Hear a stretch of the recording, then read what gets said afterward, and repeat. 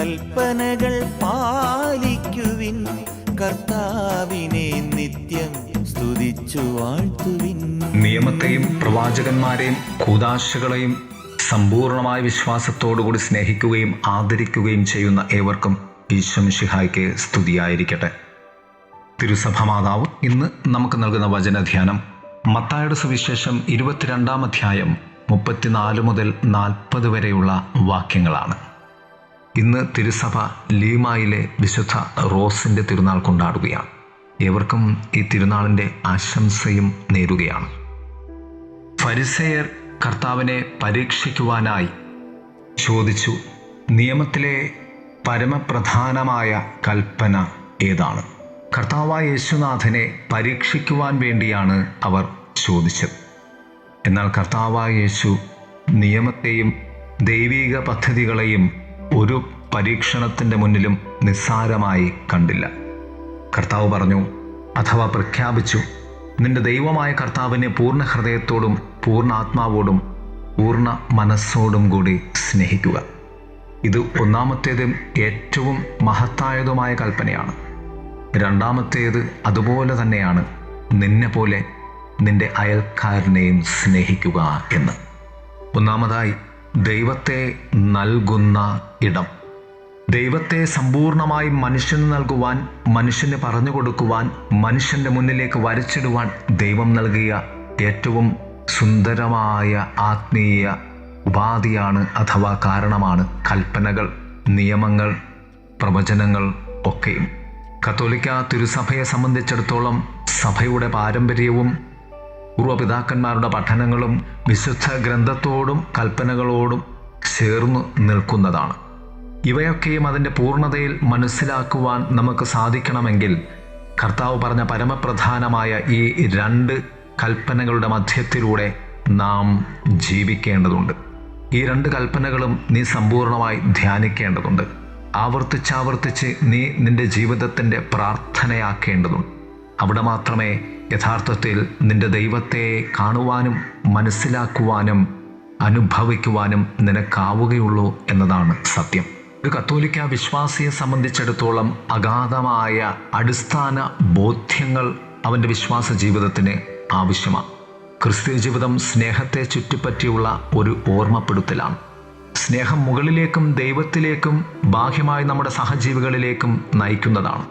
സ്നേഹം വെറുമൊരു വികാരമല്ല, അതൊരു പ്രവൃത്തിയാണ്, പ്രതിബദ്ധതയാണ്, ജീവിത ശൈലിയാണ്.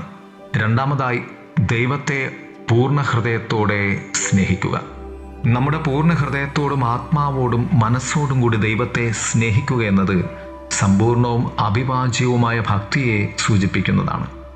അത് കേവലമായ ആചാരങ്ങൾക്കോ ബാഹ്യമായ ആചരണങ്ങൾക്കോ അപ്പുറം പോകുന്നതാണ്. അത് നമ്മുടെ അസ്തിത്വത്തിൻ്റെ എല്ലാ വശങ്ങളും ദൈവത്തിന് സമർപ്പിക്കുന്നതിനെക്കുറിച്ചാണ്.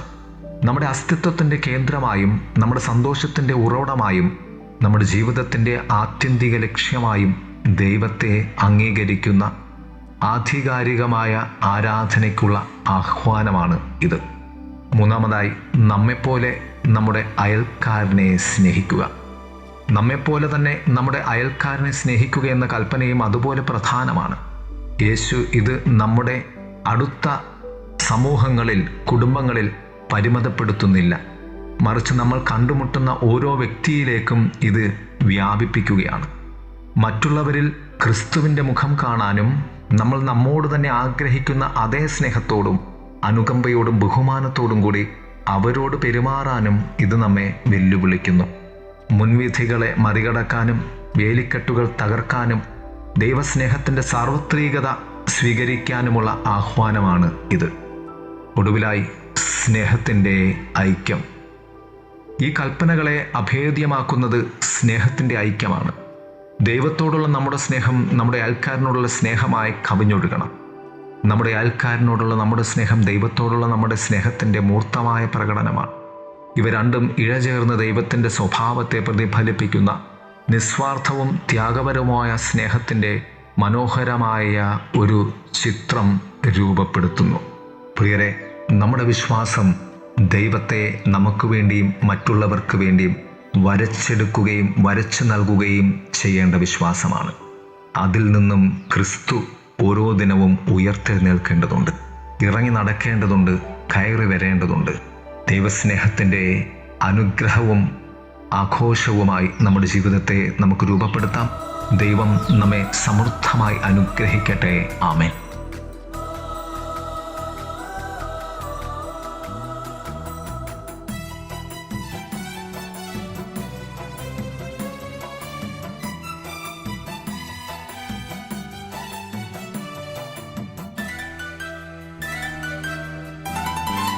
കൽപ്പനകൾ പാലിക്കുവിൻ, കർത്താവിനെ നിത്യം സ്തുതിച്ചു വാഴ്ത്തുവിൻ.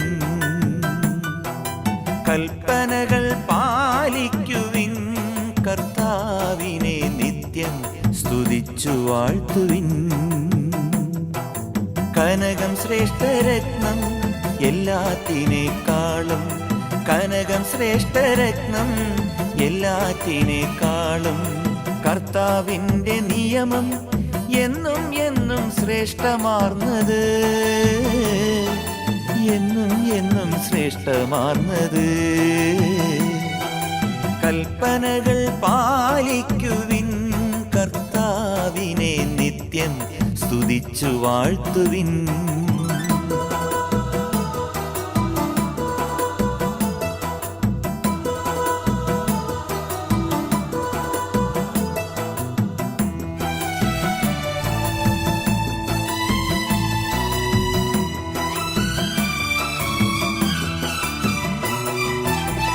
പെരുമഴയായി എന്നെ രക്ഷകരെത്തുന്നുവല്ലോ, ഹല്ലേലൂയ പാടി എന്നെ നാഥനെ സ്വീകരിച്ചിടാം.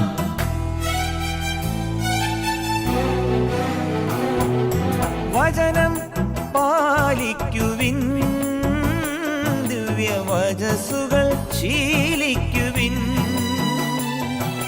വചനം പാലിക്കുവിൻ, ദിവ്യവചസ്സുകൾ ശീലിക്കുവിൻ.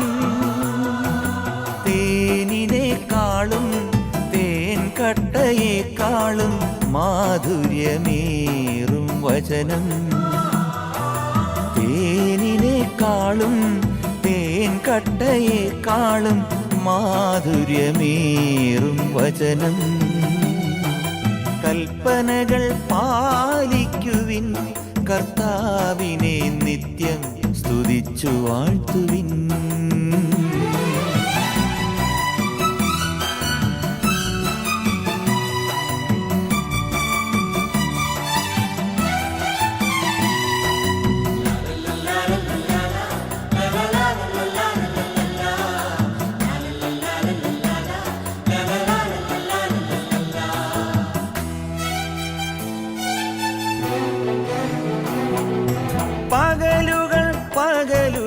പകലുകൾക്കായി ദിവ്യവചനം കൈമാറുന്നു. പകലുകൾക്കായി ദിവ്യവചനം കൈമാറുന്നു. സുസ്ഥിരമായ ദൈവത്തിൻ വചനം രാവും പഠിപ്പിക്കുന്നല്ലോ. സുസ്ഥിരമായ ദൈവത്തിൻ വചനം രാവും പഠിപ്പിക്കുന്നല്ലോ. കൽപ്പനകൾ പാലിക്കുവിൻ, കർത്താവിനെ നിത്യം സ്തുതിച്ചു വാഴ്ത്തുവിൻ. കൽപ്പനകൾ പാലിക്കുവിൻ, കർത്താവിനെ നിത്യം സ്തുതിച്ചു വാഴ്ത്തുവിൻ. കനകം ശ്രേഷ്ഠരത്നം എല്ലാത്തിനേക്കാളും, കനകം ശ്രേഷ്ഠരത്നം എല്ലാത്തിനേക്കാളും, കർത്താവിൻ്റെ നിയമം എന്നും എന്നും ശ്രേഷ്ഠമാർന്നത്, എന്നും എന്നും ശ്രേഷ്ഠമാർന്നത്. കൽപ്പനകൾ പാലിക്കുവിൻ, കർത്താവിനെ നിത്യം സ്തുതിച്ചു വാഴ്ത്തുവിൻ.